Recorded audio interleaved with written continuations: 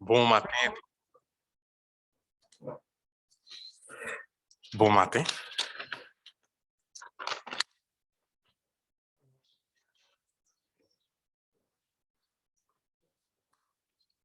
Ah, c'est bon, OK. Bon, après des temps et des temps et des temps, je peux dire, sans vous avoir vu ou vous avoir vu, mais sur Zoom, on s'entend que c'est pas la même chose qu'en présentiel, hein. Là, ça me fait plaisir. Je suis là avec vous en présentiel. Puis ceux qui sont à la maison aussi, soyez bénis. Non, je suis vraiment content. Je suis vraiment content. Ouais, c'est vrai. Je suis vraiment content. Et, ma femme aurait aimé être là aussi, mais elle avait un examen.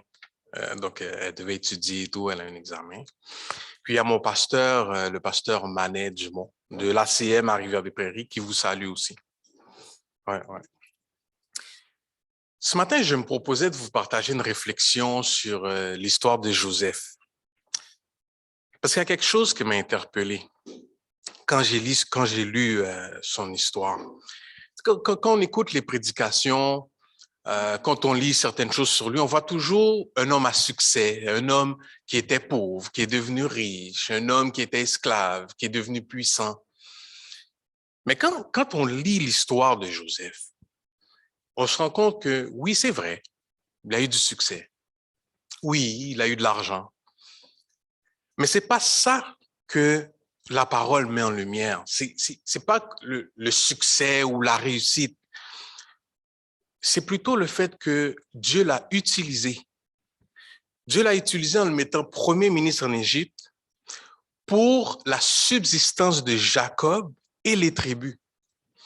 Ce qui me fait voir que dans la vie, tout le succès qu'on peut avoir, toute la réussite qu'on peut avoir, c'est jamais pour nous tout seuls. C'est comme les dons. Dieu nous fait des dons, c'est pour l'édification. C'est pas pour notre belle personne, pour nos beaux yeux. C'est pour l'édification de son Église. Donc, Joseph a servi pour les tribus, pour l'Église, je pourrais dire aujourd'hui. Donc, on va lire quelques versets. On va partir de Genèse 37, on va lire 39, un peu des versets 40, 41, 42. Mais juste avant, je vais prier, puis ensuite on va commencer. Seigneur, je voudrais, s'il te plaît, au nom de Jésus, que tu éloignes ma bouche, que tu éloignes mes lèvres de toute hérésie. Je suis là ce matin, moi je me tiens debout, je parle, mais c'est toi qui vas enseigner à ton peuple, par ton esprit. C'est toi qui vas nous enseigner. On veut que tu nous parles, que tu nous touches, que tu nous édifies. Au nom de Jésus, amen. Avant de lire, je voudrais vous dire qu'il y a trois choses qu'on va voir. On va voir l'épreuve. On va voir la grâce de Dieu aussi dans l'épreuve, à travers l'histoire de Joseph, puis les effets aussi que l'épreuve produit. Puis, pendant que je vais vous parler de ça, vous allez réfléchir à votre vie, vous allez réfléchir à ce que vous vivez, puis voir un peu comment Dieu, il agit dans vos vies à travers les épreuves. Donc, je vais commencer par Genèse 37, je vais lire quelques versets. Juste une mise en contexte par rapport à Joseph. Joseph était, semble-t-il, le fils préféré de Jacob, qui lui était le fils préféré de Rebecca. Est-ce que le fait que Jacob était le fils préféré de Rebecca, que Joseph était le fils préféré de Jacob, est-ce que ça a un lien avec l'histoire? Peut-être. Pourquoi peut-être? Parce que Jacob, lui, c'était un enfant de la promesse. Joseph, non. Mais Joseph va servir aux enfants de la promesse. Donc, peut-être ça fait partie de l'histoire, peut-être pas, je ne sais pas, mais Joseph, il était le fils préféré de Jacob. Ce que ça a fait, c'est de la jalousie. Les autres frères étaient jaloux de Joseph. Puis dans ce contexte-là, au verset 5 du chapitre 37, Joseph eut un songe et il le raconta à ses frères qui le haïrent encore davantage. Il leur dit, écoutez donc ce songe que j'ai eu. Nous étions alliés des gerbes au milieu des champs et voici, ma gerbe se leva et se tint debout et vos gerbes l'entourèrent et se prosternèrent devant elle. Ses frères lui dirent, est-ce que tu régneras sur nous? Est-ce que tu nous gouverneras? Et ils le haïrent encore davantage. Donc, la haine, là, je pense que c'était exponentielle. À cause de ses songes et à cause de ses paroles. Il y eut encore un autre songe et il le raconta à ses frères. Il dit, j'ai eu encore un autre songe. Et voici le soleil, la lune et 11 étoiles se prosternèrent devant moi. Il le raconta à son père et à ses frères. Son père le réprimanda et lui dit, que signifie ce songe que tu as eu? Faut-il que nous venions, moi, ta mère et tes frères, nous prosterner en terre devant toi? Ses frères eurent de l'envie contre lui, mais son père garda le souvenir de ces choses. Donc, l'angle que je veux voir, comme je l'ai dit, c'est l'épreuve, mais que Dieu, en fait, l'épreuve fait partie du plan de Dieu. Pourquoi l'épreuve fait partie du plan de Dieu? Quand on regarde les versets qu'on vient de lire, Joseph a fait un songe, mais il a fait un deuxième songe. Le premier songe qu'il a fait, ça aurait pu être lui qui dit, écoutez, mais vos gerbes se sont prosternés devant moi, vous allez vous prosterner devant moi. C'est pas ce qui s'est produit. C'est les frères de Joseph qui ont interprété le songe à sa place. Le deuxième songe, c'est le père de Joseph qui a interprété le rêve à sa place. Donc, Joseph, lui, a seulement raconté le rêve. Mais c'est les autres qui ont interprété le rêve. Un indice que ce sont des choses qui vont arriver dans sa vie. Ensuite, il a fait le rêve 2 fois. Le type de rêve, il l'a fait 2 fois. Plus tard, quand Joseph va interpréter le rêve de Pharaon, il va lui dire, Pharaon, le fait que tu as fait tes rêves 2 fois, les vaches maigres, les vaches grosses, les vaches grasses, pardon, les vaches grosses, le fait que tu as interprété ces rêves-là 2 fois, Pharaon, ça veut dire que la chose est arrêtée et que Dieu va se hâter de les faire arriver. Donc, c'est un peu la même chose ici. Joseph a fait le rêve 2 fois. On aurait pu dire, ben, tu sais, Joseph, c'est parce que tu as trop bien mangé, tu as trop bien dormi, tu as fait le rêve. Non, il a fait ça 2 fois. Non seulement ça, quand Joseph a fait les rêves, déjà, les frères haïssaient Joseph. Donc, quand Joseph a raconté les rêves, les frères auraient pu ne pas prendre ça au sérieux. Mais c'est le contraire qui s'est produit. Les frères ont haï Joseph encore plus. Pourquoi? Probablement parce qu'ils savaient que c'était possible. Ce que Joseph racontait, les frères probablement avaient peut-être un pressentiment, une impression, on ne sait pas, mais les frères savaient qu'il y avait une possibilité que Joseph règne sur eux. Donc, ils l'ont haï. Puis, au verset 11, ses frères eurent de l'envie. On sait c'est quoi de l'envie, là. Si j'ai de l'envie, c'est parce que ce que la personne a, je le veux. Donc, c'est un rêve, mais les frères ont eu de l'envie. Donc, les frères savaient que c'est quelque chose qui allait se produire. Donc, c'était dans le plan de Dieu. Par contre, quand Dieu a révélé ces choses-là à Joseph et à sa famille, il n'a pas révélé comment ça allait se produire. Il n'a pas révélé que Joseph allait passer à travers une épreuve qui allait durer au moins 13 ans. Parce que Joseph avait 17 ans quand il prenait soin du troupeau de son père, puis c'est à 30 ans qu'il s'est présenté devant Pharaon. Donc, il s'est passé au moins 13 ans. Mais pas 13 ans de bonheur, pas 13 ans de joie, pas 13 ans sur une belle route. Non, 13 ans d'épreuve. Puis, c'est au verset 27, à partir du verset 23 du chapitre 37 que va se dérouler, que va commencer en fait son épreuve. Parce que à un moment donné, Jacob dit à Joseph, va voir tes frères, va voir si tout va bien, va voir si les brebis se portent bien, tout ça.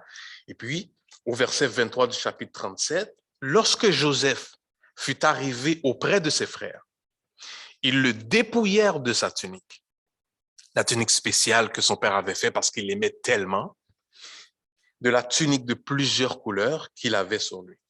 Ils le prirent et le jetèrent dans la citerne. Cette citerne était vide. Il n'y avait point d'eau. Ils s'assirent ensuite pour manger. Ça, je trouve ça spécial. Parce que tu prends ton frère, tu le jettes dans un trou, puis Puis bon, mais les gars, on mange-tu un morceau? Ça, je trouve ça spécial. Surtout que probablement, c'était de la nourriture que Joseph avait amenée à ses frères. Donc, je trouve ça un petit peu cruel. Mais ça, c'est mon opinion. Donc, ils s'assirent ensuite pour manger. Ayant levé les yeux, ils virent une caravane d'Ismaélites venant de Galaad. Leurs chameaux étaient chargés d'aromates, de baume et de myrrhe qu'ils transportaient en Égypte. Alors Judas dit à ses frères, « Que gagnerons-nous à tuer notre frère et à cacher son sang? Venez, vendons-le aux Ismaélites et ne mettons pas la main sur lui, car il est notre frère, notre chair. Tout d'un coup, il est notre frère, il est notre chair, pour faire la pièce. » Et ses frères l'écoutèrent. Au passage des marchands madianites, ils tirèrent et firent remonter Joseph hors de la citerne et le vendirent pour 20 cycles d'argent aux Ismaélites qui l'emmenèrent en Égypte. Voilà l'épreuve de Joseph qui commence. Joseph va se retrouver chez Potiphar à un moment donné, comme vous savez, il va se retrouver en prison. On peut voir ça comme 3 épreuves. Par contre, je vois plutôt ça comme une épreuve en 3 phases. Pourquoi? Parce qu'on va le voir plus tard, Joseph était en préparation pour sa mission. Donc, la première phase de son épreuve, il se fait trahir, il se fait vendre par ses propres frères. Puis je me demande comment que ça s'est passé, parce que, on va dire aujourd'hui, on me jette dans un trou, on me relève, on me prend, on me dit, tiens, je le vends. Je me demande comment ça s'est passé. Je veux dire, il n'était pas esclave avant de devenir esclave, c'était un frère. En tout cas, il y a une cruauté là-dedans. Puis c'est là que ça a commencé pour Joseph. La cruauté de ses frères, la haine de ses frères, la trahison de ses frères. Par contre, Dieu est avec nous dans l'épreuve. Quelle que soit l'épreuve qu'on subit, quelle que soit l'épreuve qu'on vit, Dieu est avec nous. Puis comment Dieu a manifesté sa grâce envers Joseph?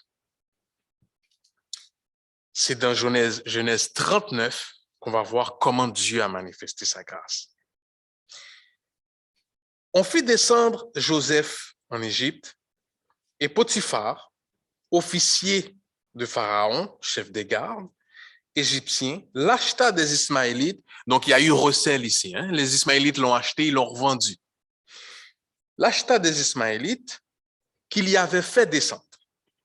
C'est le verset 2 qui est important. L'Éternel fut avec lui et la prospérité l'accompagna.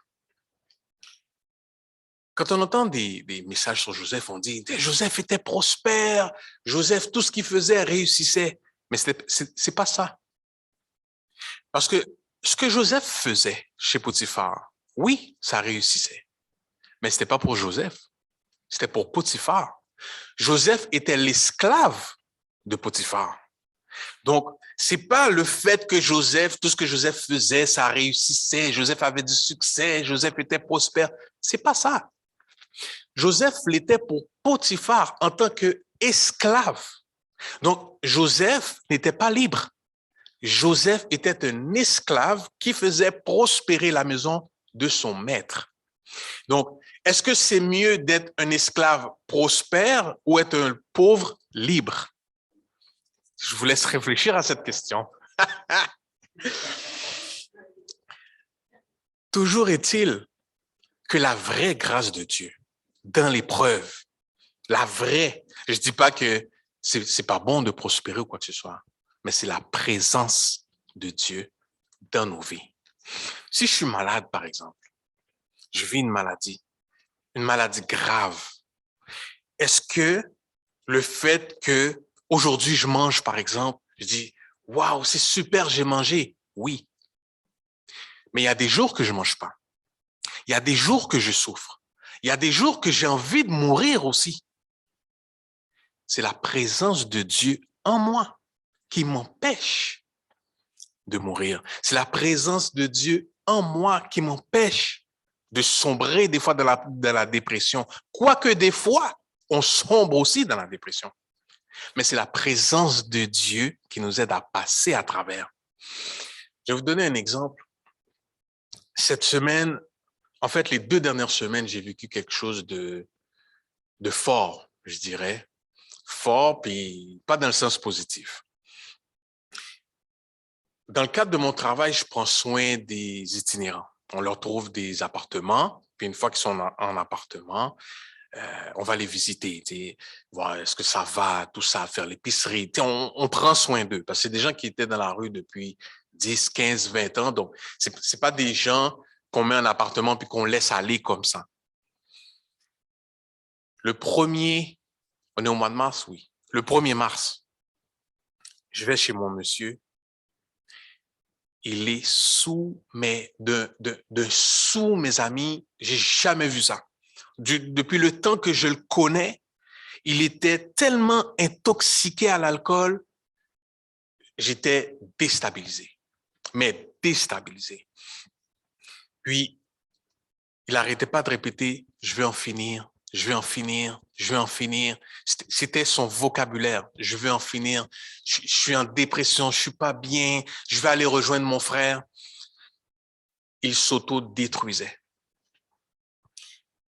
Ça, c'était le 1er mars. Le voyant comme ça, ce que j'ai fait, j'ai appelé le 911. Les policiers arrivent, les policiers disent, bon, il veut pas aller à l'hôpital, on peut pas l'emmener à l'hôpital. OK. Il veut se suicider, mais on peut pas l'emmener à l'hôpital parce qu'il veut pas aller à l'hôpital. Parfait. Je rentre chez nous, je prie. Seigneur, ne laisse pas passer à l'acte. Seigneur, sois avec lui. Le lendemain, le 2 mars, je retourne chez lui en matin. Il est encore très intoxiqué à l'alcool. Donc, de la veille jusqu'à ce que j'arrive le 2 mars, il a jamais, je veux dire, il n'y a jamais eu une pause de son intoxication, si on veut. J'appelle ma boss, je lui explique la situation. Elle me dit, débrouille-toi, convainc-le d'aller à l'hôpital. Elle est chrétienne aussi. Elle prie de son côté. Juste avant de parler, je prie. Seigneur, aide-moi. Dans des situations comme ça, là, il n'y a pas de prière de 12 minutes. Là. Seigneur, aide-moi. J'ouvre la bouche seulement, je dis, écoutez, monsieur, là, aujourd'hui, on va aller à l'hôpital. OK, monsieur, si vous venez avec moi, on y va. Yes. Je fais le 911. Ils viennent le chercher, on va à l'hôpital. Pendant qu'il est à l'hôpital, turbulent comme ça se peut pas. Parce que vous savez, quand on est aux prises avec ces dépendances-là, surtout l'alcool, on ne peut pas rester trop longtemps sans boire. Puis à un moment donné, l'effet de l'alcool commençait à partir. Donc là, il devenait turbulent parce qu'il voulait boire. Même si que je caressais sa tête, je tenais sa main, tout ça, il n'y avait rien à faire. La seule chose que j'ai trouvé à faire, prendre sa main, fermer mes yeux, je commençais à chanter des chants de louange. Les gens, les infirmières, tout ça, le médecin, les médecins, pas tous, mais les médecins, pour eux, je veux dire, c'est leur traitement, là. C'est ce qu'ils prescrivent, c'est ça qui est bon, c'est ça qui est scientifique, c'est ça qui va calmer le monsieur, là. Je suis pas médecin, mais je suis chrétien. Fait que je prends sa main, puis je commence à chanter. Je commence à chanter des chants. Puis tout d'un coup, tu l'entends, ah, monsieur James, c'est bon, continuez. Il s'est calmé. Qu'est-ce que je veux dire par là? Dans l'épreuve qu'il vivait, lui, c'était pas arrêter de boire, c'était pas ça. C'était même pas le fait d'aller à l'hôpital, c'était la présence de Dieu. Donc, dans ce qu'on vit, ce qui nous permet de passer à travers nos épreuves, c'est la présence de Dieu, c'est rien d'autre. Puis, c'est la même chose pour Joseph, parce que oui, Potiphar l'avait établi dans sa maison, mais il s'est retrouvé en prison à un moment donné. Donc, il était dans une maison, il aurait pu être dans les champs, c'est vrai, mais il était dans une maison. Mais il n'a pas été en ascendance, il s'est retrouvé en prison. Puis, quand on lit son histoire, on n'a jamais vu Joseph se plaindre. Comme Job, par exemple, qui était comme, mais pourquoi moi? Tu sais, on n'a pas vu Joseph se plaindre. Au contraire, ce qui se passait en prison, au verset 21 du chapitre 39, l'Éternel fut avec Joseph et il étendit sur lui sa bonté. Il le mit en faveur aux yeux du chef de la prison et le chef de la prison plaça sous sa surveillance tous les prisonniers qui étaient dans la prison. Et rien ne se faisait que par lui. Donc, même en prison, Dieu était avec Joseph, même en prison. Donc, même sur un lit d'hôpital, mes amis, Dieu est avec nous. Même si on se retrouvait en prison, Dieu est avec nous. En Ukraine, Dieu est avec ses enfants. C'est vrai que c'est difficile. Je ne sais pas, moi, si je serais capable de supporter ce que les gens supportent là-bas. Mais je sais une chose. Dieu est avec ses enfants. Puis ça, c'est la grâce de Dieu dans l'épreuve. Mais l'épreuve aussi, il y a quelque chose de bon là-dedans. Ça produit des choses. Il y a des effets à l'épreuve. Si, par exemple, je porte du 5, OK? J'ai des souliers, je porte du 5. À un moment donné, j'ai mal aux pieds. Je vis un inconfort, OK? C'est ça que l'épreuve fait aussi, on vit un inconfort. Pour me rendre compte que, c'est le soulier qui est trop petit, je porte du 6. Qu'est-ce qui s'est passé? Mon inconfort m'a fait réaliser que j'ai grandi. C'est ça que l'épreuve fait. L'épreuve, qu'on le veuille ou non, nous fait grandir. Puis Joseph, j'ai vu 2 effets dans sa vie. Il a grandi en leadership, il a grandi en maturité. Pourquoi je dis qu'il a grandi en leadership? Quand Joseph a fait ses rêves, il aurait pu les garder pour lui. Il aurait pu prier, Seigneur, confirme-moi ce que tu veux me dire. Non, il a été raconter les rêves à ses frères et à ses parents.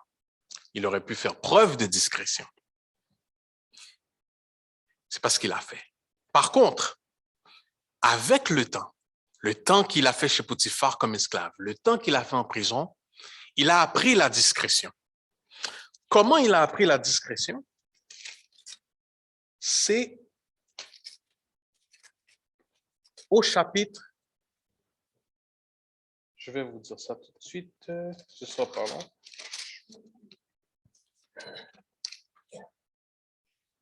Joseph, voilà, au chapitre 42. Au chapitre 42, le verset 7, on voit que, je vais vous le lire, Joseph vit ses frères. Alors, ça, c'est quand Joseph se retrouve en Égypte, là, il est premier ministre et tout. Puis là, ses frères viennent. Joseph vit ses frères et les reconnut. Au lieu de dire à ses frères, regardez, je vous avais dit que j'allais régner sur nous, c'est moi.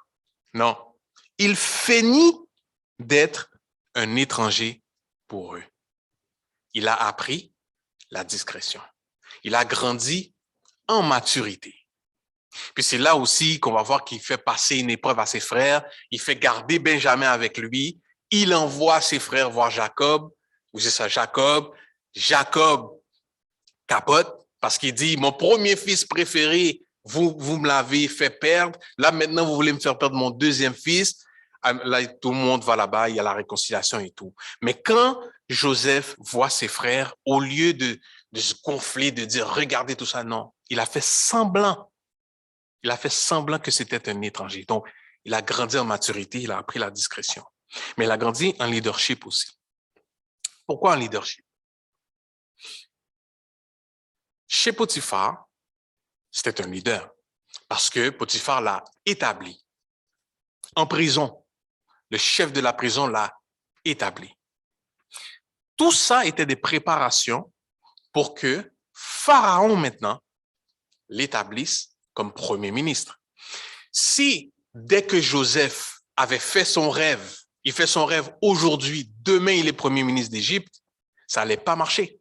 Il allait se vanter comme il s'est, entre guillemets, vanté à ses frères de ses rêves. Donc, il fallait qu'il y ait une préparation. Puis, dans la préparation, Dieu l'a fait grandir en leadership.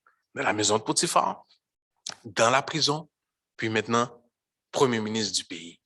Donc, l'épreuve nous fait grandir. On a des faiblesses. On a tous des faiblesses. Dieu va utiliser nos épreuves, les épreuves dans nos vies, pour travailler nos faiblesses. C'est pour ça que ça fait mal. Parce qu'il va travailler notre chair.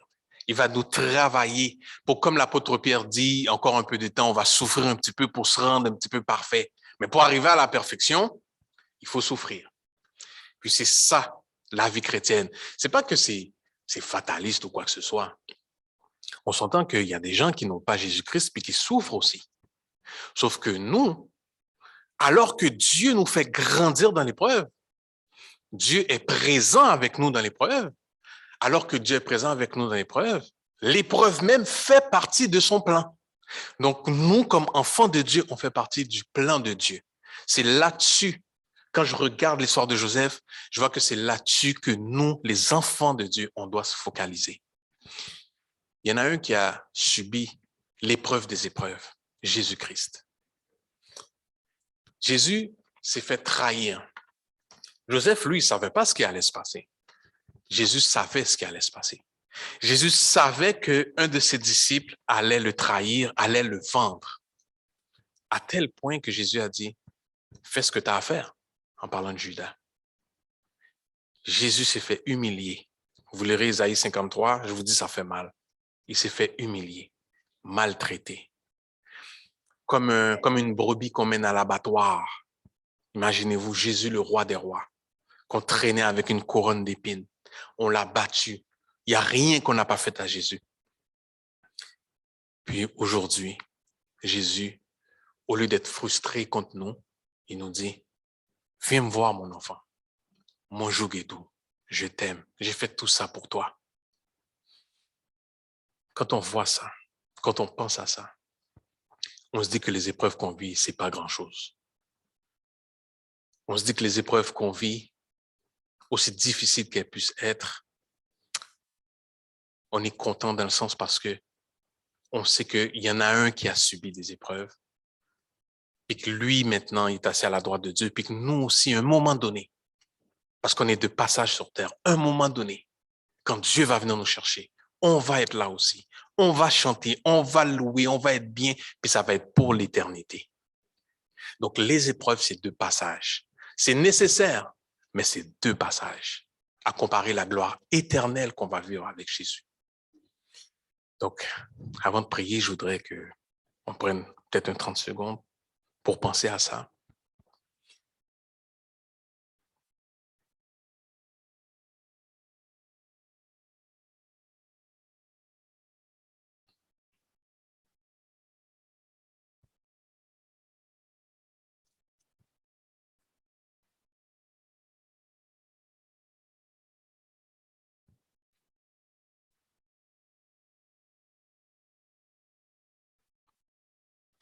Seigneur, je voudrais te remercier parce que premièrement, tu nous as aimés, tu nous as tellement aimés que tu nous as donné Jésus-Christ. Tu as sacrifié ton Fils, ton premier, ton seul, ton unique, pour notre rédemption.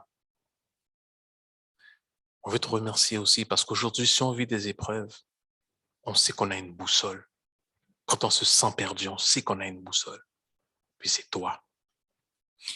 On veut te remercier parce qu'on sait que l'épreuve, ça fait partie de ton plan. Parce que tu as un plan pour nous. On sait que tu veux nous faire grandir toujours plus en toi, puis que tu nous fais grâce. On veut te remercier pour ton amour. Aide-nous quand on vit des moments difficiles à regarder à toi, pas regarder à la circonstance, pas regarder au moment difficile, mais regarder à toi, Seigneur. C'est sûr que c'est difficile. Quand on vit des choses, Seigneur, c'est tellement tough. Quand je pense à mon monsieur, c'est tellement tough ce qu'il vit. Mais Seigneur, la force intérieure qu'il a, je suis convaincu que ça vient de toi. Parce que tu nous aimes. Tu aimes tes enfants. Tu aimes ta création.